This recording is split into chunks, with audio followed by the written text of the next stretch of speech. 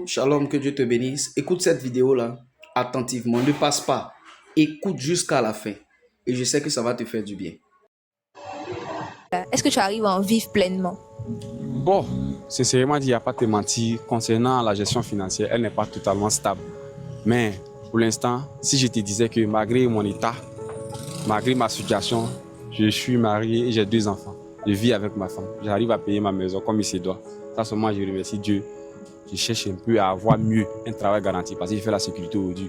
Mais demain, ce n'est pas ce que je souhaite faire parce qu'à long terme, je ne pourrais pas dire que j'ai payé les coûts de mes enfants dans la sécurité parce que le salaire est très bas. Sincèrement dit, le salaire est bas. Shalom, shalom, que Dieu te bénisse, que la grâce et la faveur de Dieu soient sur toi. Tu as sûrement tout à l'heure écouté la vidéo qui vient de passer en statut d'un monsieur qui est vigile et qui se débrouille, qui n'a pas les moyens financiers et qui explique sa situation. Ce qui attire plus mon attention, pour lequel je vais te parler, c'est qu'il a dit quelque chose dans le texte, dans son message. Si tu as bien écouté, il dit « Je suis marié. Bien vrai que je suis vigile, je suis marié, j'ai une famille et j'ai 2 enfants. » C'est quelque chose qu'il a dit, peut-être qui est passé anodin quand tu écoutais, mais qui a attiré mon attention. Je m'adresse à toutes ces personnes-là en ce moment qui, Dieu a fait la grâce d'avoir un petit boulot, quelque chose. Je viens te dire que se marier ne veut pas dire que tu es béni ou tu as de l'argent ou tu es prospère. Se marier ne veut pas dire que tu es millionnaire. Être marié, avoir une vie sentimentale stable ne veut pas dire que tu es prospère et que tout va bien. Ou bien tes finances prospèrent ou tes affaires prospèrent. Non, c'est tout le contraire. Ça veut dire que tu peux avoir un petit moyen, tu peux être petit financièrement, tu peux ne pas avoir des moyens suffisants et avoir une vie sentimentale stable. J'ai compris par le message de ce monsieur-là que tu peux avoir des mecs moyens et pouvoir ranger ta vie. Aujourd'hui, beaucoup de personnes, lorsqu'on les parle de ranger leur vie sentimentale, de se marier, ils disent plutôt que « Ah, je n'ai pas les moyens, c'était ceci, c'est cela, je ne peux pas épouser cette dernière-là. » Tu ne peux pas prendre l'enfant des gens, 4 ans, 5 ans, 6 ans, sans concrétiser votre relation. C'est impossible. Ce n'est pas une marchandise. Donc, ce message-là, c'est pour toi qui m'écoutes. Si lui qui est vigile, excusez-moi pour le mot, je ne le dénigre pas, mais lui qui est agent de sécurité, avec ses maigres moyens, sûrement un agent de sécurité est payé à 60, 70, 80, pas plus.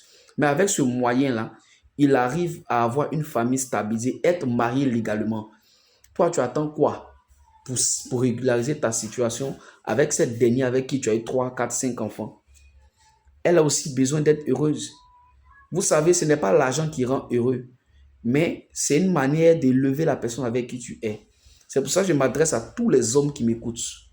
Tu vis avec une femme, tu es en relation avec elle depuis plusieurs années.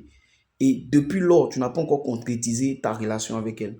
Je viens te dire, si celui qui est simplement agent de sécurité s'est marié, ce n'est pas toi qui ne peux pas te marier. Voilà, il nous a montré que, cet agent de sécurité nous a montré que se marier là, ce n'est pas l'argent. Se marier, ce n'est pas le travail. Ce n'est pas la prospérité financière. Ce n'est pas tout ce qu'on peut penser. Mais se marier, c'est un engagement, c'est un voulu. C'est quelque chose que tu te décides et tu acceptes de le faire. Il a décidé, il a fait. Il est heureux. Voilà, bien vrai que les moyens ne sont pas là, mais vous verrez que jusqu'à ce que ses enfants grandiront, il aura la grâce et les moyens de s'occuper d'eux. Donc ce message-là, c'est pour dire, il n'y a pas de prétexte pour dire et pour qualifier ton service. Donc c'est mieux de laisser cette dernière-là aller reprendre sa vie plutôt que de prendre son temps. Parce qu'aujourd'hui, il y a beaucoup de personnes qui prennent le temps des autres. Non, je n'ai pas l'argent, il faut attendre l'année prochaine. C'est pour ça que je m'adresse à nos sœurs, là.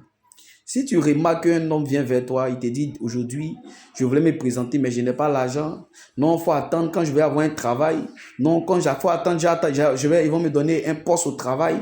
Non, j'attends un financement. Non, j'attends ceci. Lorsque je vais avoir, je vais aller me présenter à tes parents. C'est un menteur. Il ne va jamais te marier. C'est un faux.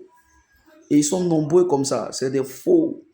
Parce que si lui, qui est agent de sécurité, s'est marié sans qu'il n'y ait les moyens conventionnels, la question que je me pose, il a fait comment pour se marier? Je vais vous dire aujourd'hui, la mairie là, même quand tu as 50 000, tu te maries à la mairie. D'autres là, tu n'as pas besoin de millions pour te doter. Est-ce que tu es obligé de te doter et puis faire un fanfare pour te suivre. Tu n'es pas obligé de faire ta réception de dot à l'hôtel Ivoire ou dans un espace événementiel de 400, 600, 700 000. Même dans un petit salon seulement réuni avec 30 000, on peut faire une dot. Hein? Mariez-vous, hein? Le célibat est en train de vous détruire. Regardez comment le sexe est en train de détruire le monde. Et aujourd'hui, tellement les gens ne veulent pas, ils sont rapprochés au péché du sexe, tellement leur vie c'est le péché du sexe, tellement que le diable est en train de détruire le monde, ils trouvent un prétexte, l'argent, les moyens. Tu manques de stabilité. C'est pour cela, vous, nos sœurs, là, qui êtes dans des prisons, mariage prison, là, cette année 2026, là, prenez des résolutions. Soit il te marie, soit tu passes à autre chose. Shalom, que Dieu vous bénisse.